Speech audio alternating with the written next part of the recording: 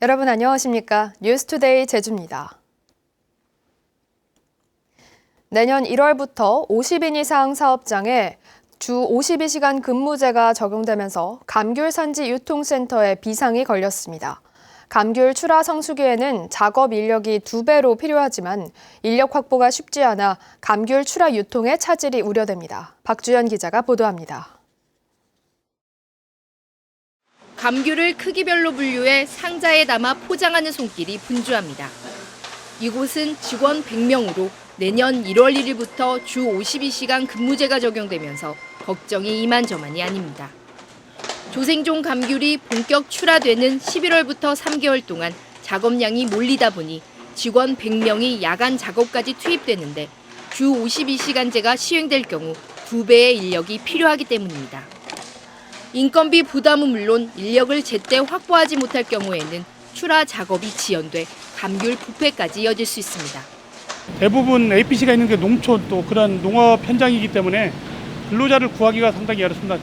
선별 기간이 길어지면서 농가들에게 이제 품질에 어떤 문제가 발생하고 이곳을 포함해 주 52시간 근무제가 시행되는 도내 감귤 산지 유통센터는 모두 22곳. 고산 농협을 제외하고 전부 시행되는 겁니다.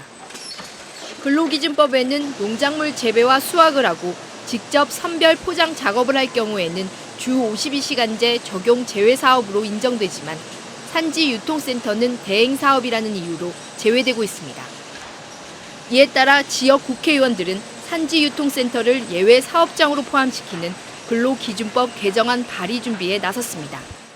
APC 운영 자체에 지금 문제가 생기기 때문에 농수산물의 생산뿐만 아니라 선별이나 세척, 건조 등의 처리 사업의 경우에도 근로시간과 휴게, 휴일의 적용을 제외하도록.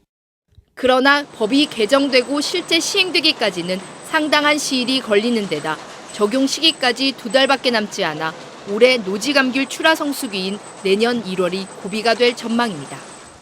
연이은 태풍에 감귤 품질이 떨어지는 데다 주 52시간 근무제 시행으로 유통까지 곤란에 빠질 것으로 보여 감귤 농가들은 이중고를 겪고 있습니다. MBC 뉴스 박주연입니다. 청년 세대의 취업이나 창업이 갈수록 힘들어지고 있는데요.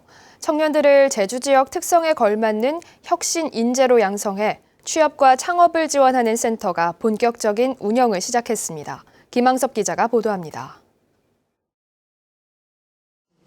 국내 스타트업 기업을 주제로 한 발표가 한창입니다. 기업의 문화와 복지 제도 등을 분석해 단점을 보완할 수 있는 방안을 제시하는 겁니다. 발표가 마무리되자 교육생들 사이에 열띤 토론이 이뤄집니다. 교육, 제가 모자란 부분을 채우기가 되게 어려웠어요. 네트워크를 통해서 서로 간의 피드백을 주는 게 좀 제일 큰 강점이라고 생각했어요. 청년들에게 혁신 훈련 프로그램을 제공하는 제주 더 큰 내일센터에서 본격적인 교육이 시작된 것은 이달 초. 교육 참가자들은 제주 지역의 감귤 산업 활성화와 마을 산업 콘텐츠 개발 등의 다양한 프로젝트를 수행하며 본인만의 역량을 키워내고 있습니다. 가죽 자투리를 활용한 업사이클링을 기획하는 것입니다. 센터를 통해 저의 가능성이 제주의 더 큰 내일로 연결할 수 있도록 여기서 열심히 배울 것입니다. 특히 교육 참가자들에게 매달 150만 원 수준의 생활비를 최장 2년 동안 지원해 교육 훈련에만 집중할 수 있게 했습니다. 내년 3월까지 독서 토론과 글쓰기 등을 비롯해 창의적 문제 해결과 리더십 교육 등의 다양한 기본 교육을 통해 개인 역량을 최대한 발휘하는 혁신 인재를 양성하겠다는 겁니다. 기본 교육이 마무리되면 1년 6개월 동안의 교육 훈련 프로그램이 마련됩니다.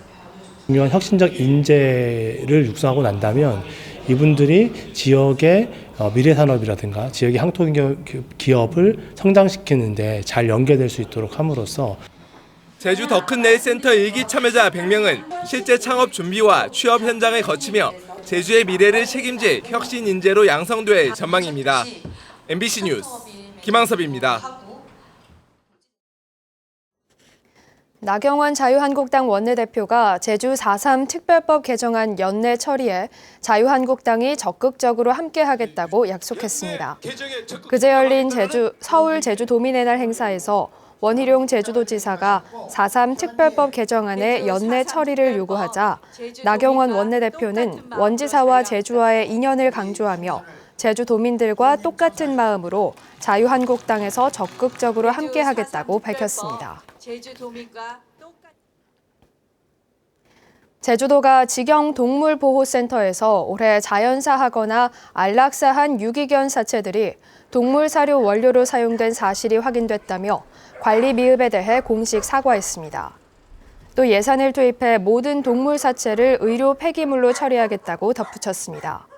더불어민주당 윤준호 국회의원은 국정감사에서 제주동물보호센터와 계약한 업체들이 올 들어 지난달까지 유기견 3,800여 마리의 사체를 분말로 만들어 다른 지역의 사료 제조업체로 보냈다고 밝혔습니다.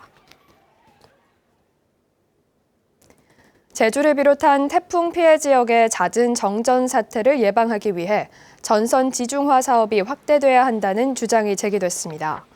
더불어민주당 위성곤 국회의원은 제주를 포함한 남해안 지역은 태풍의 길목이어서 연례적인 정전 피해를 겪고 복구에도 많은 비용과 시간이 걸리고 있다며 전선 지중화 사업 확대가 필요하다고 주장했습니다.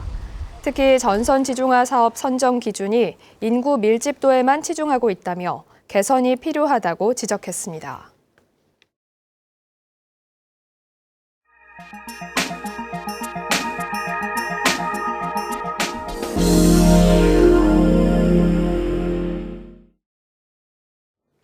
한우부터 흑염소까지 축산 분야에서도 유기농 붐이 일고 있습니다. 시장 가능성은 크지만 판로 확보와 규모화에 따른 비용 부담이 걸림돌입니다. 목포 박영훈 기자가 보도합니다. 사료를 먹은 소들이 축사박 운동장으로 나와 시간을 보내고 있습니다. 먹는 것도 휴식도 최고 수준인 유기축산 농장입니다. 일반 사육 농가보다 유기 사료값 등 생산비가 40% 이상 더 들지만 가능성에 도전하고 있습니다. 문제는 현재 대규모 유통시장에 연중 납품하기 위해서는 2,000마리 이상을 키울 수 있는 규모화가 필요한데 쉽지 않습니다. 생산비 부담이 크고 조사료 재배지 확보 등 농가들의 부담이 만만치 않기 때문입니다. 어느 일정 두수, 예를 들면은 2,000도 이상 규모화가 될 때까지 사료비 지원이라든가 자립할 수 있을 때까지 적정 지원이 이루어야 되지 않을까 그렇게 생각하고 있습니다. 흑염소로는 국내에서 처음으로 유기축산 인증을 받은 이 농가의 경우 갈 길이 더욱 멀기만 합니다. 가격 변동이 심하고 판로 확보도 난제입니다. 그래서 여건이 굉장히 좀 어렵고 또 염소 한 마리당 20평 사료포를 확보하는데도 상당히 어려움이 있었고요. 전국의 유기축산 인증 농가는 한우부터 닭, 흑염소까지 101개 농가. 이 가운데 전남은 16%인 16개 농가가 인증을 받았습니다. 가공과 판로 확보 등을 위한 기술 지원과 제도 보완이 유기축산에 시급한 과제가 되고 있습니다. MBC 뉴스 박영훈입니다. 조선 왕실의 주요 의식과 행사를 그림으로 기록한 조선왕조 의궤박물관이 과거 궁중 사고가 있었던 강원도 오대산에 건립됐습니다. 박물관 건립을 계기로 조선왕조 의궤를 원래 있었던 오대산으로 환수하는 운동도 본격화될 전망입니다. 원주 권기만 기자가 보도합니다. 1895년 일본 낭인들에게 시해당한 명성황후. 혼란스러웠던 전국 탓에 장례는 시신도 없이 2년이 지나서야 치를 수 있었습니다. 그 비통했던 국장의 전 과정이 꼼꼼하게 기록된 의궤가 현대기술로 재탄생했습니다. 조선 왕실의 소중한 기록 유산인 실록과 의궤의 의미와 가치를 살펴볼 수 있는 박물관이 개관했습니다. 조선의 중요한 기록들을 보관하고 또 이를 지켜왔던 오대산 사고가 이제는 박물관으로 후손들을 만나게 됐습니다.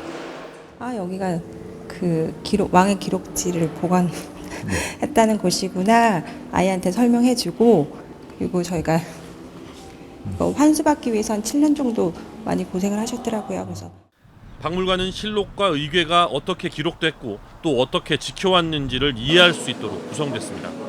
일제에 빼앗겼던 조선왕조 실록과 의궤를 돌려받기 위한 노력과 과정들도 엿볼 수 있습니다. 황실 도서관에 의궤가 보관돼 있어서 거기 갔었습니다.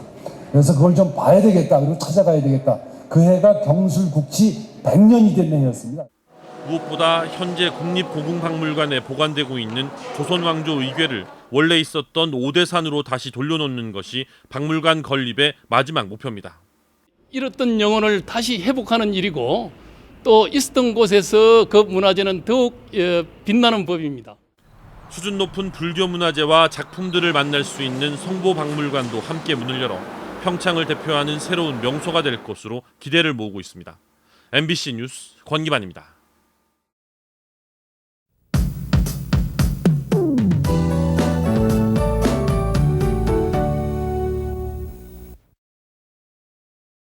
오늘은 고기압의 영향으로 맑다가 점차 구름이 많아지겠습니다. 내일은 북동풍의 영향으로 산지와 동부 지역에 가끔 비가 오겠는데요. 오늘 아침까지 한라산 정상 부근에는 서리가 내리는 곳이 있겠습니다. 등산객들은 안전사고에 주의하셔야겠습니다. 오늘은 어제와 비슷한 기온 보이겠습니다. 최저 기온은 16도, 낮 최고 기온이 22도를 보이면서 일교차가 크게 벌어지겠습니다. 국외 미세먼지가 유입되면서 서쪽 지역은 미세먼지 농도 나쁨 단계를 보이겠지만 제주는 미세먼지 농도 좋음 단계로 큰 걱정은 안 하셔도 되겠습니다. 다음은 자세한 지역별 날씨입니다. 현재 기온 전 지역이 대체로 16도를 보이고 있습니다. 낮 최고 기온은 남부가 24도, 북부와 서부 동부가 22도로 예상됩니다. 오늘 도서 지역은 맑은 날씨를 보이겠고요. 현재 기온은 대체로 15도 선에서 출발하고 있습니다. 현재 제주도 남쪽 먼바다엔 풍랑 예비특보가 발효 중이고요. 내일까지 제주도 남쪽 먼바다와 동부 앞바다를 중심으로 바람이 강하게 불겠습니다. 물결도 2에서 3m로 높게 이는 만큼 항해나 조업하는 선박은 주의하시기 바랍니다. 오늘 아침 제주공항은 구름만 조금 낀 가운데 항공편은 정상 운항되고 있습니다. 주간 날씨입니다. 이번 주 수요일과 목요일에 비 소식이 있겠고요. 선선한 가을 날씨를 보이겠습니다. 날씨였습니다. 저스틴 토마스가 2년 만에 더 CJ컵 우승컵을 다시 들어올렸습니다. 저스틴 토마스는 서귀포시 클럽 나인브리지에서 열린 제3회 더 CJ컵에서 최종 합계 20언더파 268타로 4라운드를 공동 선두로 시작했던 데니 리를 2타 차로 따돌리며 우승을 확정지었습니다. 한편 1라운드 단독 선두였던 안병훈은 공동 6위를 기록했고 최경주는 공동 16위, 강성훈은 공동 26위에 머물렀습니다. 제주공항의 항공기 이용객이 늘고 탑승률이 높아졌습니다. 한국공항공사에 따르면 올 들어 지난달까지 제주공항의 항공기 이용객은 2,277만여 명으로 지난해 같은 기간에 비해 3.9%인 85만 명 증가했습니다. 탑승률은 90.1%로 1.5%포인트 상승했습니다. 특히 일본과의 분쟁으로 인해 일본 대신 제주를 찾는 개별 여행객과 수학여행단이 많아 이달 들어 좌석난이 벌어지고 있습니다. 일본의 경제 보복으로 인한 불매운동의 여파에도 불구하고 제주와 일본 사이 항공 여객 수는 증가했습니다. 한국공항공사가 제출한 국정감사 자료에 따르면 지난달 제주와 일본 노선의 항공기 이용객은 2만여 명으로 지난해 같은 기간보다 14.6% 늘었습니다. 제주항공이 지난 4월에 나고야, 7월에 후쿠오카 노선의 항공기를 취항하면서 이용객이 증가한 것으로 보입니다. 반면 인천공항 28%, 김해공항은 47%, 대구공항은 66% 줄어드는 등 지난달 국내 8개 공항의 일본 노선 이용객은 30% 감소했습니다. 제주보건소는 다음 주 화요일부터 인플루엔자 무료 예방접종을 실시합니다. 무료 예방접종 대상자는 만 60세 이상 어르신과 등록장애인, 기초생활수급자와 국가유공자 등입니다. 만 65세 이상 어르신은 다음 달 22일까지, 생후 6개월에서 만 12세 어린이는 내년 4월까지 주소지와 상관없이 접종이 가능합니다. 김영진 전 회장의 사퇴에 따른 제주도 관광협회장 보궐선거가 다음 달 7일 치러집니다. 제주도 관광협회는 오는 21일부터 28일까지 제35대 회장 선거 입후보자 접수를 받고 다음 달 7일 선거를 실시하기로 결정했습니다. 이번 보궐선거는 대의원총회에서 간접선거로 선출되며 임기는 2021년 2월까지입니다. 자살 추정 신고로 출동하는 119의 구조 활동이 크게 늘었습니다. 소방청이 제출한 국정감사 자료에 따르면 지난해 제주에서 자살 추정 신고에 의한 119 출동은 모두 218건으로 1년 전보다 79% 증가했습니다. 이는 전국 17개 광역시도 가운데 두 번째로 증가율이 높았으며 이틀에 한 번꼴로 출동한 셈입니다. 합법적으로 명의 이전을 하지 않아 서류상 소유자와 실제 운전자가 다른 일명 대포차가 제주에 1,000대가 넘는 것으로 나타났습니다. 자유한국당 민경욱 국회의원이 국토교통부로부터 제출받은 자료에 따르면 지난달 기준 제주 지역의 운행정지 명령 차량 대포차는 1,042대입니다. 민 의원은 각종 범죄와 탈세의 수단으로 대포차가 악용될 소지가 크다며 체계적 관리 시스템이 필요하다고 지적했습니다.